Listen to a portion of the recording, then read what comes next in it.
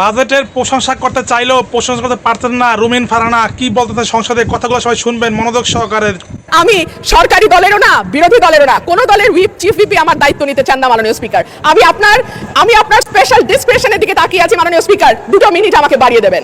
মাননীয় সদস্য, indeed you are independent, nevertheless you are given the highest amount of time.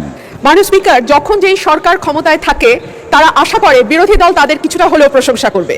সেজন্য আমরা লক্ষ্য করি 212 জন সংসদ সদস্য সরকারের প্রশংসা বা স্তুতিমূলক বক্তব্য দিলেও সরকার ব্যাকুল হয়ে বিরোধী দলের দিকে তাকায় এবং প্রশ্ন করে আমাদের এই বাজেট সম্পর্কে একটাও কি ভালো কথা বলবার নাই।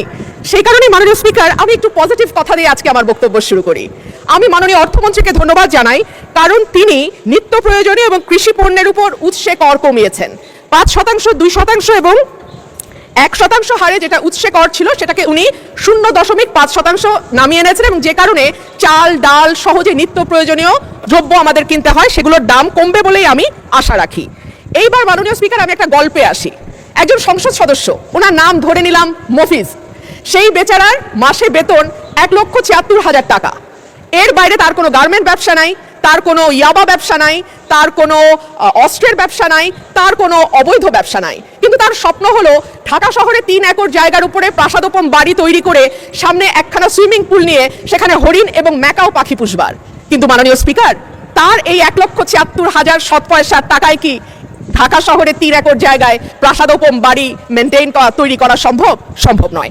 ঠিক একইভাবে মাননীয় স্পিকার, যখন 9,38,000 কোটি টাকার বাজেট আসে, তখন আমরা বুঝতে পারি এই বাজেটটি কিভাবে বাস্তবায়িত হবে।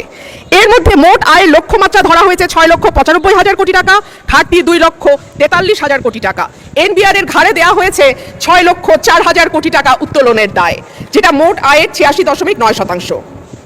যদি 2025-26 অর্থ বছরের দিকে তাকাই মাননীয় স্পিকার, আমরা দেখব এপ্রিল পর্যন্ত 3,26,000 কোটি টাকার বেশি এনবিআর আদায় করতে পারে নাই। সেই এনবিআর কে যদি আমরা 3 লক্ষের দ্বিগুণ 6 লক্ষ কোটি টাকা আদায়ের দায় চাপিয়ে দেই, এনবিআর এর পক্ষে কি করে সেটা আদায় করা সম্ভব আমার মাথায় ঢুকে না। তাহলে যে 2,43,000 কোটি টাকার ঘাটতি বাজেট, এনবিআর যদি 6 লক্ষ কোটি টাকা তুলতে না পারে কর হিসেবে, সেই ঘাটতি আরো বাড়বে। আর ঘাটতি মেটানোর রাস্তা আছে মাত্র 2টা। এক হলো দেশের ব্যাংক থেকে ঋণ নেওয়া, 2 হচ্ছে বিদেশ থেকে ঋণ বা অনুদান নেওয়া। দেশের ব্যাংকিং খাত থেকে ঋণের লক্ষ্যমাত্রা ধরা হয়েছে 1,12,000 কোটি টাকা। এনবিআর তার লক্ষ্যমাত্রা পূরণে ব্যর্থ হলে ঘাটতি বাড়ার সাথে সাথে ব্যাংক খাত থেকে ঋণ নেওয়ার পরিমাণও বাড়বে। আর সরকার যখন ব্যাংকিং খাত থেকে ঋণ নেয় মাননীয় স্পিকার, যাদের অর্থনীতির ব্যাপারে ন্যূনতম ধারণা আছে তারা সকলেই বুঝতে পারবে যে তখন ব্যক্তি খাতে ঋণের পরিমাণ অটোমেটিক্যালি কমে যায়। 25 নভেম্বর 2025 প্রথম আলোর খবর বলছে, বিনিয়োগে এতটা মন্দাবস্থা আগে দেখেনি বাংলাদেশ। জ্বালানি সংকট, আর্থিক খাতের দুরবস্থা, উচ্চ সুদ হার, উচ্চ মূল্যস্ফীতির সাথে যুক্ত হওয়া অস্থিরতা ও অনিশ্চয়তা সবকিছুই ভূমিকা রেখেছে।